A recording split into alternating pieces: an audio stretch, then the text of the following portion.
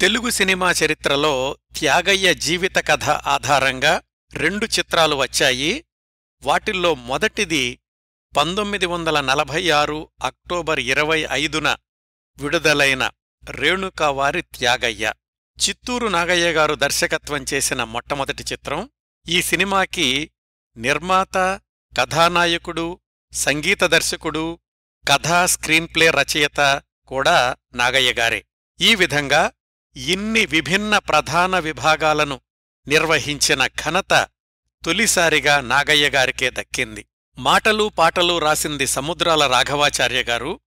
పాటలు, పద్యాలు, శ్లోకాలు, కీర్తనలు అన్నీ కలిపి 37 సంగీత ఖండికలున్నాయి. ఇతర ముఖ్య పాత్రలలో లింగమూర్తి, దొరస్వామి, జయమ్మ, హేమలతాదేవి మొదలైనవారు నటించారు.